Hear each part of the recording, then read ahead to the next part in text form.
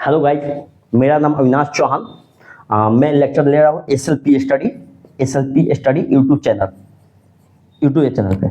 आज का लेक्चर काफ़ी लंबा रहेगा। आज का लेक्चर है मानव में पाचन तंत्र। पाचन तंत्र में से पहले आपको क्या पढ़ना है? सबसे पहले आप पढ़िएगा पोषण। पोषण का मतलब ही क्या होता है? न्यूट्रिएंट्स होता है पोषण। जैसे हम लोग प्रोटीन, कार्बोहाइड्रेट, विटामिन, खनिज लवण, जल, ये सब जो होता है उसको कहते हैं न्यूट्रिएंट्स। जो हमको प्रोटीन प्राप्त हो गए उसको न्यूट्रिएंट्स बोलते हैं। तो इसी पोषण को हम किस तरीका से लिख सकते हैं, पढ़ सकते हैं?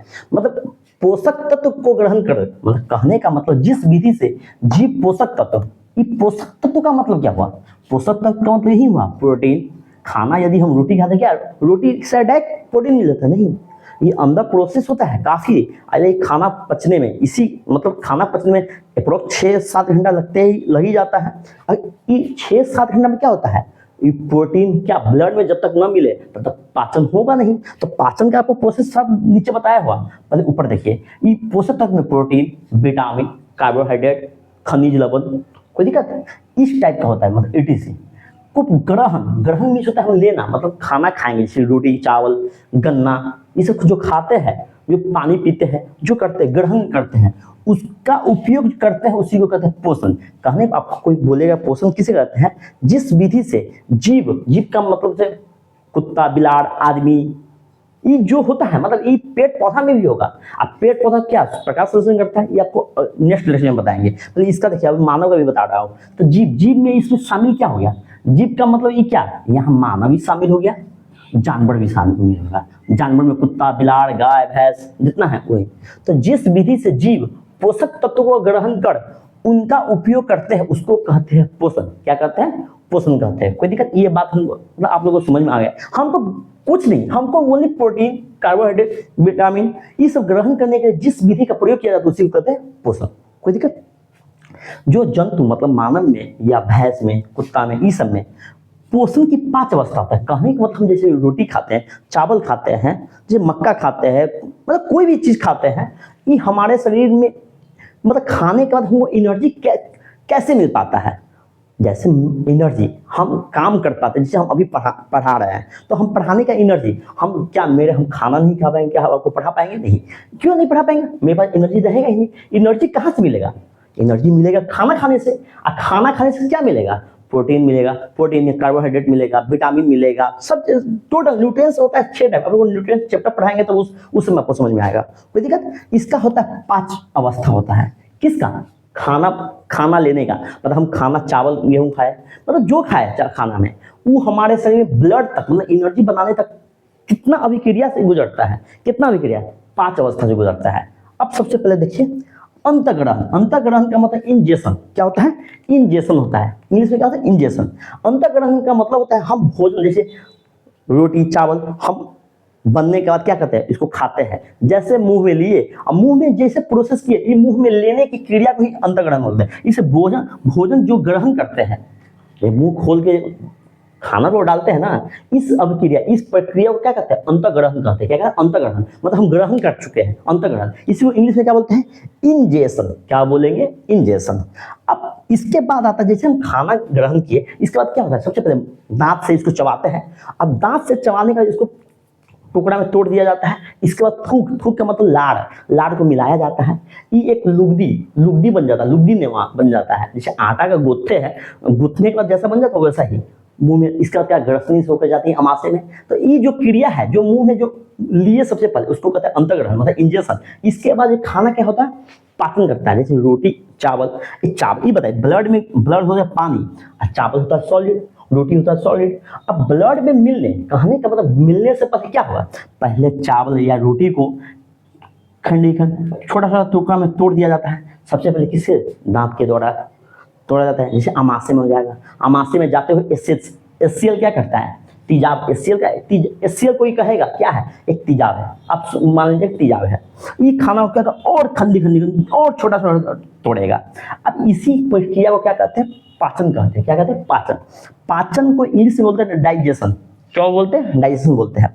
ये क्या होता है? जटिल पदार्थों को सरल पदार्थों में तोड़ना। कहने का मतलब जो चावल, रोटी जो है, ये है जटिल पदार्थ, उसको सरल पदार्थ, मतलब खंडी खंडी तोड़ना उसी को सरल पदार्थ में तोड़ना उसी को कहते हैं पाचन।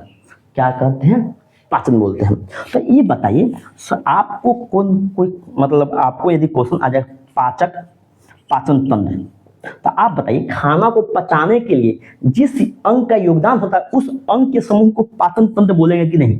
इसी को इंग्लिश में बोलते हैं डाइजेस्टिव सिस्टम। आप बताइए खाना को पचाने में जो जो अंग का योगदान होता है इस अंग के समूह को क्या कहते हैं? पाचन तंत्र बोलेंगे कि नहीं?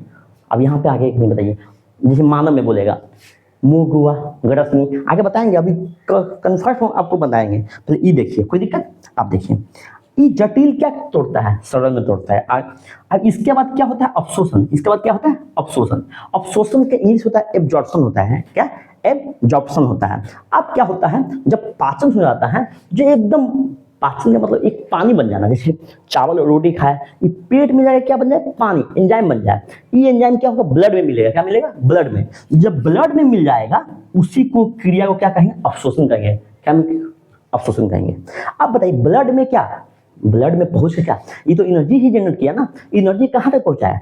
हाथ में, पैर में, दिमाग में, हर जगह पहुंचाया। ये जो पहुंचाने का क्रिया करता है, पहुंचाता कौन है? ब्लड। आप देखिए यहाँ पे काट के देखिए, यहाँ ब्लड है, यहाँ पे ब्लड है, मतलब पूरा शरीर में ब्लड है कि नहीं? तो ब्लड है। तो ब्लड के द्वारा क्या पहुंचाया जाता है? ब्लड के द्वारा विभिन्न कोशिका में पहुंचाया जाता है। क्या? ऊर्जा। हम जो खाना खाते हैं इसे मेन तो गोल क्या है? ऊर्जा प्राप्त करना। या कुछ भी खाएं हमको एनर्जी मिलना चाहिए, ऊर्जा मिलना चाहिए। ये पहुंचाने का काम कौन करता है? ब्लड। इस जो ब्लड पहुंचाता है पेट में पाचन हो जाता है। इसके बाद इलियम, जब आगे पढ़ाएंगे, इलियम के बाद पाचन होकर ब्लड में मिल जाता है। अब ब्लड इलियम से लेकर कहाँ पहुंच जाता है? हर जगह पहुंच जाता है। इस क्रिया को क्या कहें? स्वांगीकरण। कहने का मतलब हुआ ब्लड के द्वारा विभिन्न कोशिका में एटीपी मतलब एनर्जी पहुंचाने की क्रिया को क्या कहेंगे? स्वांगीकरण। कोई दिक्कत? आप बताइए खाना खाए जो अवशिष्ट मतलब जो पचा नहीं, जो फालतू चीज होता है, जो चीज जो मॉर्निंग में जो जाते हैं लैट्रिन में, जो मल के द्वारा निकल जाता है, जो निकलने की क्रिया को ही कहा जाता है बहिष्करण। क्या बोलते हैं? बहिष्करण। इसको एक्सक्रिएशन बोलते हैं। क्या बोलते हैं? एक्सक्रिएशन बोलते हैं। अरे मल त्याग करने की क्रिया को क्या कहते हैं? बहिष्करण। ये बात आपको समझ में आ चुका होगा, अच्छे से समझ में आ चुका होगा। कोई दिक्कत? क्या? अंतःकरण। सबसे ये बताइए पाचन की कितनी अवस्था? 5 अवस्था। सबसे पहले अंतःकरण, इसके बाद पाचन, इसके बाद बताइए अवशोषण, इसके बाद बताइए जल्दी स्वांगीकरण। क्या? और सबसे अंत में क्या है? मल त्याग मतलब एक्सक्रिएशन। कोई दिक्कत? जिसको बहिष्करण बोलते हैं। आप देखिए सबसे पहले इंजेक्शन मतलब अंतःकरण। क्या? हम रोटी को मुंह में लिए, मुंह में लेने की क्रिया को क्या कहेंगे? अंतःकरण। अब मुंह में लेकर चिबाकर पेट में पहुंचा है। इस क्रिया और इस क्रिया पेट में पहुंचाने के बाद क्या हो? इस रोटी या चावल को एक रस के रूप में बदल दे, पानी के रूप में बदल दे। उसको पानी मत मानिए, रस बोलिए, जूस बोलिए, उस रूप में बदल दे। इसको क्या कहते हैं? पाचन बोलेंगे। क्या कहेंगे? पाचन बोलेंगे। अवशोषण क्या होता है बताइए? अवशोषण होता है, अवशोषण मतलब जो पानी होता है, पानी जो जूस होता है, जो पचे हुए जो भोज्य पदार्थ होता है, जूस होता है, ये ब्लड में मिल जाने की क्रिया को क्या कहेंगे? अवशोषण, एब्जॉर्प्शन बोलते हैं। अब ब्लड के द्वारा हर कोशिका में पहुंचाने की क्रिया को क्या कहेंगे? स्वांगीकरण। क्या कहेंगे? स्वांगीकरण। कोई दिक्कत? आप मल त्याग मतलब मल के मतलब जो अपशिष्ट चीज होता है उसको मल के द्वारा निकालना की क्रिया को क्या कहते हैं? बहिष्करण करेंगे। क्या कहेंगे? बहिष्करण। कोई दिक्कत? ये दोनों आपको अच्छे से समझ में आ गया होगा। कोई दिक्कत? तो खाना को मतलब हम यदि पाचन तंत्र पढ़ेंगे तो हमको पांचों अवस्था से जाना पड़ेगा। हमको अंत तक यहाँ तक पहुंच गए तो कहने का मेरा पाचन तंत्र खत्म हो गया, चैप्टर ही खत्म हो जाएगा। कोई दिक्कत? इसी से क्वेश्चन सबसे अधिक आता है, आपको दिखाएंगे। सुनिए कितना कितना क्वेश्चन अभी तक आ चुका है। कोई दिक्कत? पाचन किसे कहेंगे? कोई दिक्कत? पोषक तत्व को प्राप्त करने की क्रिया क्या कहेंगे? पाचन। पोषक तत्व किसे कहेंगे बताइए? प्रोटीन, कार्बोहाइड्रेट, वसा, खनिज लवण इत्यादि चीज को प्राप्त करने की क्रिया को ही क्या कहेंगे? पोषण। पोषण की कितनी अवस्था? हमारे शरीर में पोषण करने के लिए मतलब हमारे एनर्जी पैदा करने के लिए कितनी अवस्था? 5 अवस्था। कहने का मतलब 5 अवस्था में क्या होता है? सबसे पहले क्या होता है बताइए? अंतःग्रहण, इंजेक्शन, अंतःग्रहण खाना को मुंह में लेना, उसको अंतःग्रहण। पाचन, सेकंड में क्या होता है? पाचन। पाचन क्या होता है? डाइजेशन इंग्लिश में होता है। पाचन क्या? खाना को, जटिल खाना को सरल चीज में तोड़ देना, उसी को कहते हैं पाचन। थर्ड में क्या होता है बताइए, अवशोषण, ध्यान देते जाइएगा, अवशोषण। अवशोषण का मतलब क्या था, एब्जॉर्प्शन। क्या होता है, एब्जॉर्प्शन।